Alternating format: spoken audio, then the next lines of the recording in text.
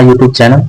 Students ये देखिए test series for Bihar Jeevika area coordinator community coordinator exam, लेकिन इसको हम रोज बोलते हैं। ये दोस्तों ऑल पोस्ट के लिए वैलिड है दोस्तों। तो आप किसी भी पोस्ट के लिए जीविका में अप्लाई किए हो दोस्तों, इसको आप लगा सकते हैं। ठीक है दोस्तों, ये सेट नंबर 12 है।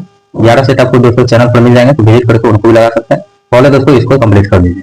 तो आ जाइए दोस्तों, आज का इंपॉर्टेंट सेशन हम लोग कंप्लीट करते हैं। दोस्तों एक रिक्वेस्ट है आप लोगों से, अगर आप चैनल पर नए हैं, अब तक सब्सक्राइब नहीं किया तो दोस्तों सब्सक्राइब कर लीजिए, क्योंकि यहाँ डेली बेसिस पर प्रैक्टिस सेट करंट अफेयर्स करवाया जाता है। ठीक है दोस्तों, कोई भी जॉब हो उसका नोटिफिकेशन भी दिया जाता है। तो चलिए दोस्तों, आज का बिना किसी देरी के अब हम लोग शुरू करते हैं इंपॉर्टेंट सेशन। चलिए दोस्तों हम लोग शुरू करते हैं। दोस्तों फर्स्ट नंबर क्वेश्चन में है कि फ्रांसीसी नागरिक सम्मान officer of the order of the arts and letters से किसे सम्मानित किया गया है? तो दोस्तों ये पायल कपाड़िया को सम्मानित किया गया है। नेक्स्ट क्वेश्चन में है कि जलवायु कार्रवाई विशेष पंचायत पुरस्कार 2025 में किस पंचायत ने प्रथम स्थान प्राप्त किया है? तो दोस्तों ये गब्बा एस ग्राम पंचायत महाराष्ट्र के द्वारा ये किया गया है। नेक्स्ट में आ जाइए दोस्तों, यहाँ दोस्तों अप्रैल 2025 में भारतीय कृषि अनुसंधान परिषद के महानिदेशक का पदभार किसने ग्रहण किया है? तो दोस्तों डॉक्टर मांगी लाल जाट के द्वारा ग्रहण किया गया है। नेक्स्ट में है असंगठित कार्यालय और पेंशन योजना से जुड़ने हेतु प्रोत्साहित करने के लिए जून 2015 में निम्नलिखित में से कौन सी वित्तीय समावेश का शुभारंभ किया गया था? तो दोस्तों ये अटल पेंशन योजना का शुभारंभ किया गया था। नेक्स्ट में आ जाइए दोस्तों, यहाँ पर प्रधानमंत्री मातृ बंधन योजना की शुरुआत कब की गई थी? तो दोस्तों ये 1 जनवरी 2017 को किया गया था। नेक्स्ट में आ जाइए दोस्तों, यहाँ दोस्तों बिहार सरकार द्वारा गरीबी घटाने के लिए कौन सी योजना शुरू किया गया है? तो दोस्तों ये जीविका योजना शुरू किया गया है। नेक्स्ट में है स्वामी दयानंद सरस्वती ने आर्य समाज की स्थापना किस वर्ष की थी? तो दोस्तों ये 1875 में किए थे। आगे आ जाइए, करो या मरो का नारा किसने दिया था? तो दोस्तों ये महात्मा गांधी जी के द्वारा दिया गया था। नेक्स्ट में है भारतीय राष्ट्रीय कांग्रेस के किस अधिवेशन में पूर्ण स्वराज का सिद्धांत गृहीत किया गया था? तो दोस्तों किसमें हुआ था? लाहौर अधिवेशन 1929 में किया गया था। आगे आ जाइए दोस्तों, यहाँ दोस्तों की इंटरपोल का मुख्यालय कहाँ पर है? तो दोस्तों ये फ्रांस के लियोन्स शहर में है। ठीक है। नेक्स्ट में है निम्नलिखित में से कौन सा एक आसियान देश का संस्थापक सदस्य है? तो दोस्तों आसियान का संस्थापक सदस्य कौन है? एक इसमें से मलेशिया है। ठीक है। नेक्स्ट क्वेश्चन क्या है कि कौन सा सरकारी संगठन भारतीय प्रतिभूति बाजार सक्रिय सभी निवेशकों का प्रमुख नियामक है? तो दोस्तों ये सेबी है। ठीक है। नेक्स्ट क्वेश्चन में आ जाइए दोस्तों, यहाँ पे है दोस्तों द्रव्यों का पृष्ठ तनाव यानी सरफेस टेंशन किस कारण से होता है? तो दोस्तों ये द्रव के भीतर अणुओं के बीच के संसंजक बल यानी कोहेसिव फोर्स के कारण जो सतह को एक खिंचाव पैदा करते हैं। नेक्स्ट में आगे देखते हैं, यहाँ पर लो अर्थ ऑर्बिट सैटेलाइट नक्षत्रों जैसे स्टारलिंक का मुख्य लाभ क्या है जो उन्हें भूस्थानिक यानी जियो स्टेशनरी उपग्रह से अलग करता है? तो दोस्तों ये कम ऊंचाई के कारण बहुत कम विलंबता लो लेटेंसी वाला इंटरनेट प्रदान कर सकते हैं। नेक्स्ट में आ जाइए दोस्तों, यहाँ है अगली पीढ़ी की बैटरी तकनीक में सॉलिड स्टेट बैटरी पारंपरिक लिथियम आयन बैटरी से कैसे बेहतर मानी जाती है? तो दोस्तों ये वे तरल इलेक्ट्रोलाइट के बजाय ठोस इलेक्ट्रोलाइट का उपयोग करती है, जिससे सुरक्षा और ऊर्जा घनत्व में सुधार होता है। नेक्स्ट में आ जाइए दोस्तों, यहाँ पे खेलो इंडिया यूथ गेम्स 2025 में बिहार राज्य ने सर्वाधिक पदक किस खेल में जीते हैं? तो दोस्तों ये सेपक टकरा में जीता गया है। नेक्स्ट में आ जाइए दोस्तों, यहाँ पे हाल ही में अफगानिस्तान में आधिकारिक रूप से किस खेल पर प्रतिबंध लगा दिया गया है? तो दोस्तों ये किस पर लगा दिया गया है? शतरंज पे लगा दिया गया है। ठीक है। उसके बाद यहाँ आ जाइए दोस्तों क्वेश्चन नंबर 39 पर सीधे, क्योंकि अगर मैथ था दोस्तों तो मैथ का नहीं करवा रहे हैं क्योंकि सेट बहुत ही लेंदी हो जाएगा। चलिए दोस्तों, यहाँ यदि आप किसी कॉलम पर अक्सर रेंज क्वेरी जैसे वेतन ग्रेटर देन 50,000 चलाते हैं तो किस प्रकार का इंडेक्सिंग सबसे अधिक फायदेमंद होगा? तो दोस्तों किस प्रकार का होगा ये? तो बी ट्री इंडेक्सिंग सबसे अधिक फायदेमंद होगा। नेक्स्ट क्वेश्चन में है यदि मित्र का संबंध मित्रता से है तो शत्रु का संबंध किससे होगा? तो ये शत्रुता से हो जाएगा। दोस्तों यहाँ पे आइएगा आप लोग, तो आपको एरिया कोऑर्डिनेटर के लिए दोस्तों स्पेशली 20 क्वेश्चन मिलने वाले हैं। तो आ जाइए हम यहाँ से आराम से अच्छे से इसको कंप्लीट करते हैं। यहाँ दोस्तों बिहार ग्रामीण आजीविका प्रोत्साहन सोसाइटी यानी कि जीविका तो किस वर्ष राष्ट्रीय ग्रामीण जीविका आजीविका मिशन के कार्यान्वयन के लिए नोडल एजेंसी के रूप में अधिसूचित किया गया था? तो दोस्तों ये वर्ष 2011 में किया गया था।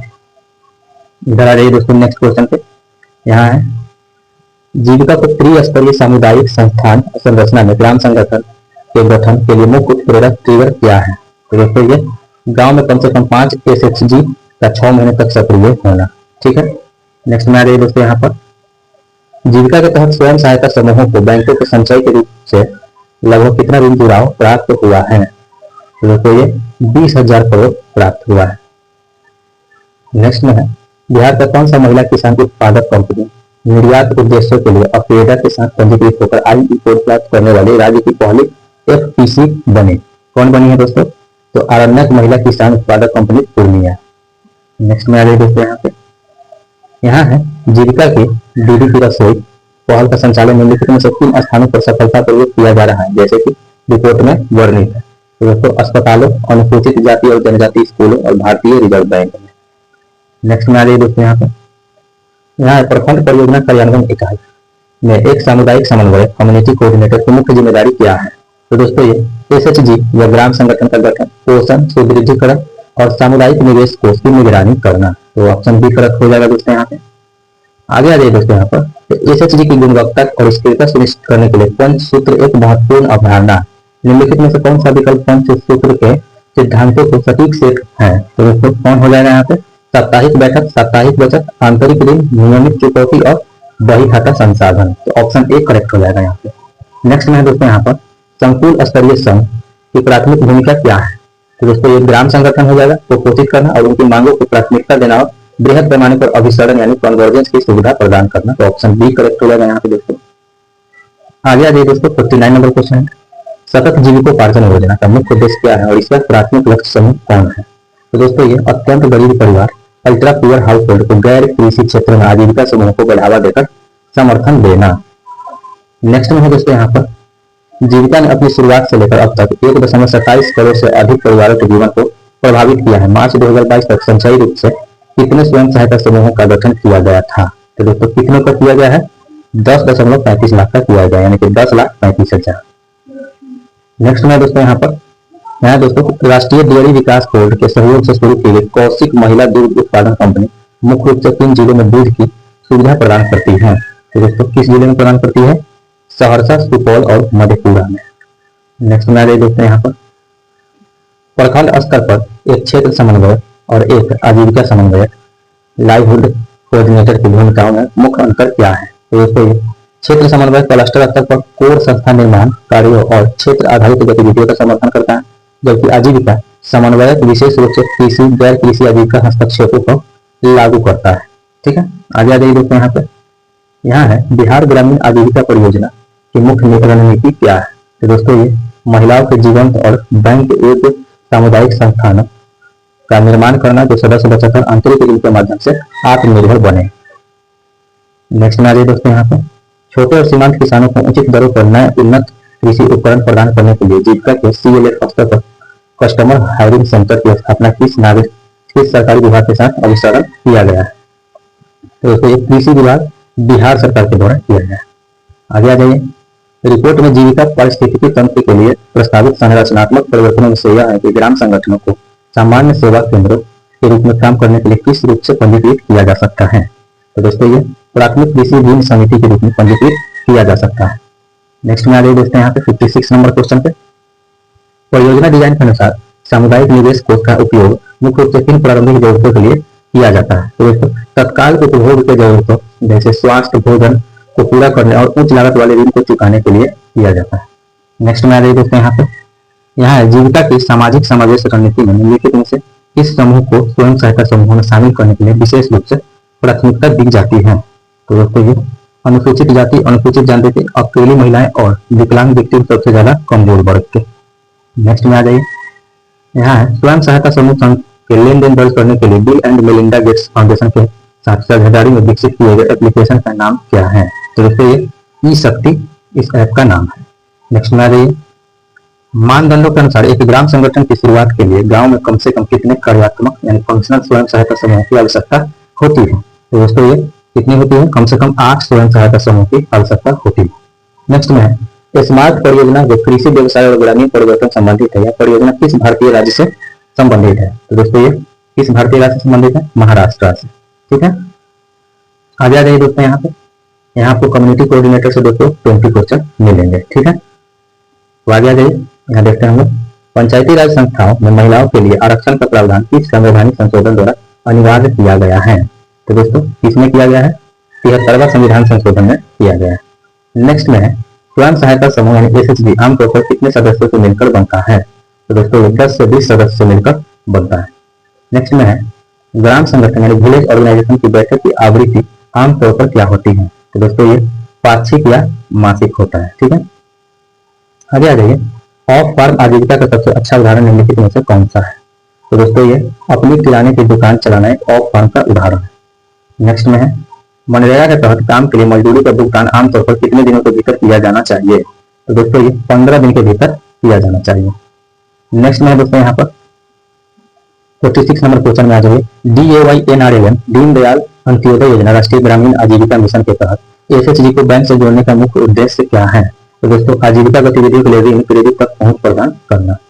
नेक्स्ट में है प्रधानमंत्री आवास योजना ग्रामीण का लक्ष्य किस वर्ष तक सभी के लिए आवास प्रदान करना था? तो दोस्तों ये कब तक था? 2022 तक। नेक्स्ट में आ जाइए दोस्तों यहाँ पर प्रधानमंत्री ग्राम सड़क योजना के तहत मैदानी क्षेत्रों में कितनी आबादी वाली बसावटों को जोड़ने का लक्ष्य है? तो दोस्तों 500 या उससे अधिक। नेक्स्ट में है पीएम किसान योजना के तहत लाभार्थी की पहचान की जिम्मेदारी किसकी होती है? तो दोस्तों ये राज्य केंद्र शासित प्रदेश के सरकार की होती है। नेक्स्ट में है बिहार में जीविका द्वारा गठित स्वयं सहायता समूहों को अक्सर क्या कहा जाता है? तो दोस्तों जीविका समूह बोला जाता है। आगे आ जाइए दोस्तों यहाँ है सतत जीविकोपार्जन योजना किन लोगों पर केंद्रित है जो पहले किस अवैध गतिविधि में शामिल थे? तो दोस्तों देसी शराब के उत्पादन या बिक्री में शामिल थे।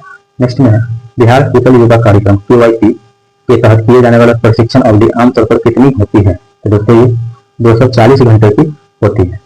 नेक्स्ट में है मुख्यमंत्री उद्यमी योजना के तहत प्रदान किए गए ऋण पर कितने वर्षों तक कोई ब्याज नहीं लगता है? तो दोस्तों ये एक वर्ष ब्याज मुक्त होता है।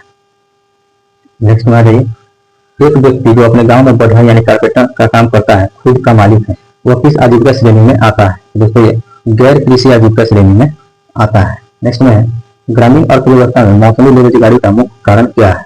तो दोस्तों कृषि कार्यों में मौसमी प्रकृति इसका कारण है। नेक्स्ट में आ जाइए दोस्तों यहाँ पे स्वयं सहायता समूहों के संघनीकरण यानी फेडरेशन जैसे village organisation cluster level federation बनाने का प्राथमिक लाभ क्या है? तो दोस्तों इसका लाभ है पैमाने की अर्थव्यवस्था और अधिक सौदेबाजी शक्ति प्रदान करना। नेक्स्ट में आ जाइए ग्राम सभा के बैठकों की अध्यक्षता कौन करता है? तो दोस्तों ये संबंधित ग्राम पंचायत का मुखिया या सरपंच करता है। नेक्स्ट में आ जाइए दोस्तों यहाँ DAYNRLM के तहत सामुदायिक संसाधन व्यक्ति यानी कम्युनिटी रिसोर्स पर्सन की क्या भूमिका है? तो दोस्तों इसकी भूमिका है नए गांव में SHG आंदोलन का विस्तार और समर्थन करना। नेक्स्ट में आ जाइए दोस्तों यहाँ पे आगे 59 नंबर में एक पशु चिकित्सक जो विभिन्न गांवों में जाकर पशु का इलाज करता है इसकी आजीविका को किस श्रेणी में रखा जाएगा? तो दोस्तों वो कृषि आधारित आजीविका हो जाएगी क्योंकि पशुपालन एक कृषि आधारित आजीविका है। नेक्स्ट में सामाजिक समावेश यानी सोशल इंक्लूजन का DAYNRLM के संदर्भ में क्या अर्थ है? दोस्तों ये समाज के सबसे कमजोर और हाशिए पर पड़े वर्ग जैसे SC ST अल्पसंख्यक को SHG में शामिल करना। दोस्तों यहाँ से रहेंगे आपको 10 कंप्यूटर के सवाल रहेंगे जो तो ऑल पोस्ट के लिए वैलिड है। ठीक है दोस्तों सभी पोस्ट के लिए मान्य है। तो आगे यहाँ से हम लोग शुरू करते हैं कंप्यूटर। निम्नलिखित में से कौन सा कंप्यूटर सिस्टम के संबंध में भाषा अनुवादक का एक मान्य प्रकार नहीं है? तो दोस्तों कौन हो जाएगा? डिगबग एक मान्य प्रकार नहीं है। GUI डैश के बीच एक इंटरफेरेंस के रूप में कार्य करता है। तो दोस्तों ये प्रयोगकर्ता यानी यूजर और हार्डवेयर के रूप में करता है। नेक्स्ट में आ जाइए MS पावर पॉइंट प्रेजेंटेशन की संरचना डैश में दिखाया जा सकता है।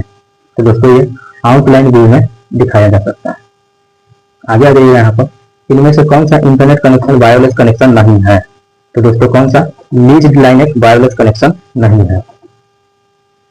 नेक्स्ट क्वेश्चन पे आ जाइए दोस्तों 65 नंबर क्वेश्चन पे कौन सा भाषा प्रोसेसर उच्च स्तर पर लिखे गए प्रोग्राम को मशीन भाषा प्रोग्राम में पंक्ति दर पंक्ति यानी लाइन बाय लाइन रूपांतरित करता है? तो दोस्तों कौन सा करता है? ये द्विभाषीय यानी इंटरप्रेटर। ठीक है। नेक्स्ट में आ जाइए डैश को रोम में संग्रहित किया जाता है। दोस्तों इसको बायोस को रोम में संग्रहित किया जाता है।